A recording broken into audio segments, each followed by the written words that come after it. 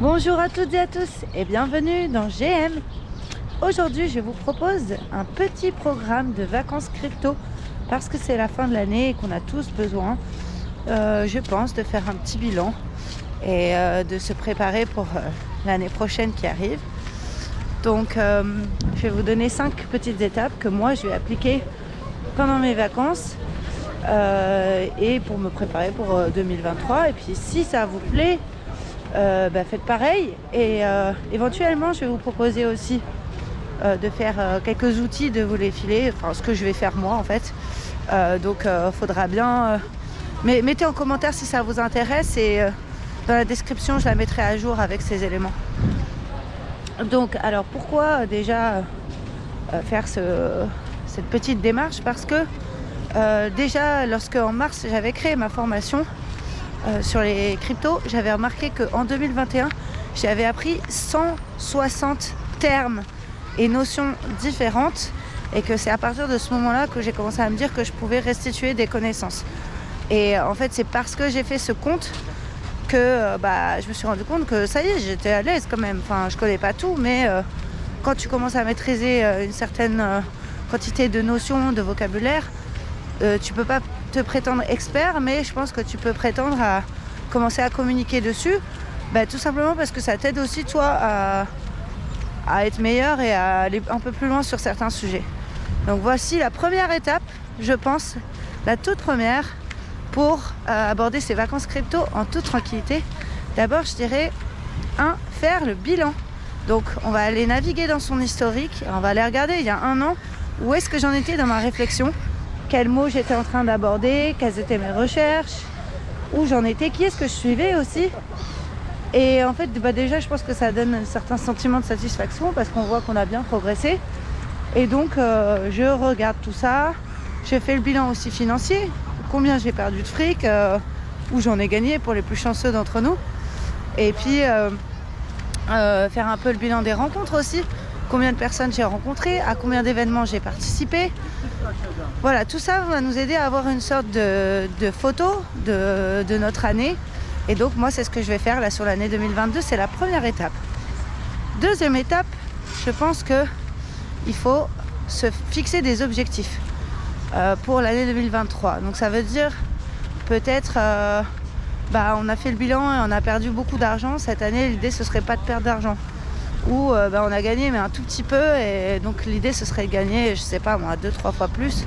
Ça dépend après si vous êtes ici pour le fric ou pas. Concernant l'apprentissage et la tech et tout ce que vous voulez faire, ça va pas forcément être quantitatif. Par exemple, si vous avez appris 160 notions comme moi c'était le cas, moi mon objectif c'était pas d'en apprendre 162 plus l'année dernière. Mon objectif c'était plutôt d'apprendre à les restituer aux autres. Et donc d'aller plus loin, de mieux les maîtriser encore.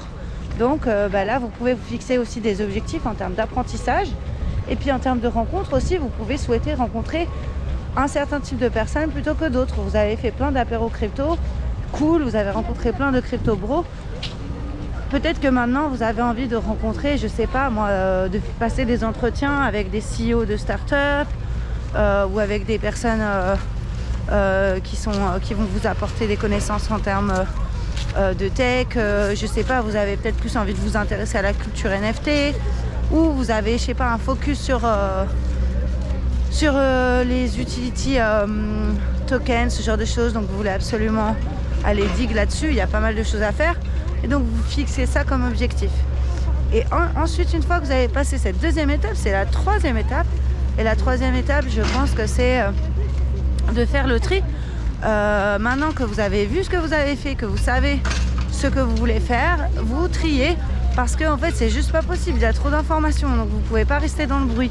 Donc vous coupez certains abonnements à des newsletters qui vous servent à rien, vous unfollow des gens qui finalement vous vous rendez compte qu'ils vous ont rien apporté pendant l'année, ou en tout cas peut-être qu'ils vous ont apporté mais cette année ils vous apportent pas. Me unfollow pas. Moi non. Ensuite vous pouvez au contraire décider de vous abonner à des nouvelles choses que vous ne voyez pas à cause du fait que vous étiez abonné à trop de choses. Donc ça peut être tout simplement ça, faire le tri. Ça peut aussi être vraiment vous dire ok, dans mes objectifs j'ai ça, il faut vraiment que je me focus là-dessus. Donc j'enlève d'autres sujets que j'aimais aussi, mais que je vais mettre en secondaire. Donc je vais aller moins souvent regarder ce sujet-là ou autre. Donc voilà, c'est vraiment ce setup, un peu son truc en fonction de ce qui a été fait et de ce que vous voulez faire. En quatrième position, je dirais qu'il faut organiser un petit peu l'année, la suite. Mais je trouve que déjà, en fait, avec les 3 premières étapes, vous allez facilement avoir un peu une idée de ce que vous pouvez faire dans cette 4e étape. Donc comment vous organiser, quelles sont les personnes clés auxquelles vous voulez absolument parler, quelle part vous mettez de votre investissement dans les crypto-monnaies. Par exemple, si vous avez un travail déjà et que jusqu'à maintenant vous étiez tous les soirs pendant 2 heures à regarder le Zap Crypto et ensuite à les digues sur certains sujets, vous vous rendez compte que c'était peut-être pas une bonne idée de faire 2 heures par jour, c'était peut-être mieux de vous mettre une session de 4 heures le dimanche, vous étiez plus concentré comme ça, vous avez appris plus de choses, et on part là-dessus. Et enfin, je dirais en 5e position, évidemment, continuez de kiffer en fait, parce que si vous êtes là et si vous êtes encore intéressé par ce sujet, ça veut dire que vous avez kiffé, je pense, parce que c'est tellement dur que si vous êtes là, c'est que ça vous plaît. Donc continuez, surtout faites-vous plaisir, regardez aussi un peu des vidéos plus fun, des formats plus fun, essayez d'aller chercher ce qui pendant les vacances va vous continuer en fait de vous intéresser tout en étant peut-être un peu plus léger. Et c'est des formats qui à mon avis vont vous porter même sur l'année prochaine. Donc moi je pense que le fun c'est hyper important et que on doit tous avoir notre petite playlist de crypto fun en fait.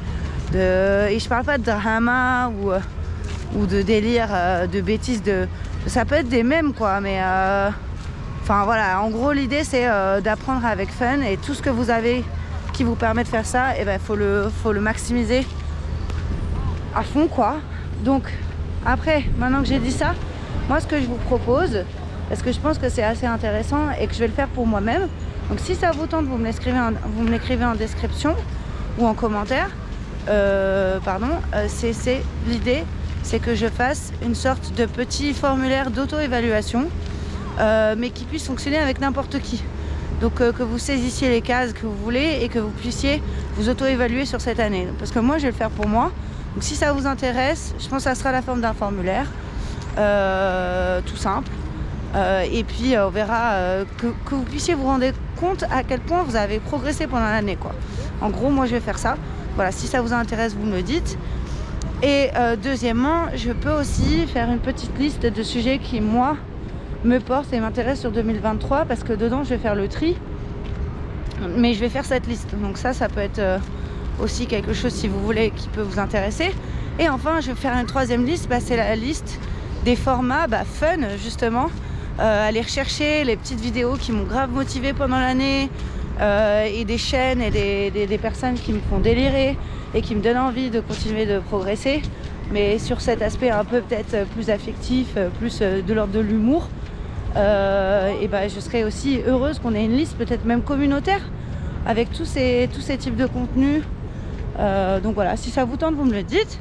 Et puis moi je vous invite à aller regarder la dernière vidéo que j'ai faite sur comment payer vraiment en crypto, parce que là pour le coup ça c'est un de mes objectifs de 2023, c'est de payer beaucoup plus de choses en crypto, de les dépenser, de les utiliser pour ce à quoi elles servent, et de plus les voir juste comme des actifs numériques quoi en fait. Donc ça je l'ai déjà identifié alors que j'ai même pas fait la première étape, mais voilà. Donc à très vite, et puis prenez bien soin de vous, travaillez bien, et dites-moi en commentaire tout ce que vous pensez de tout ça. Est-ce que vous aussi vous avez un programme? Ciao!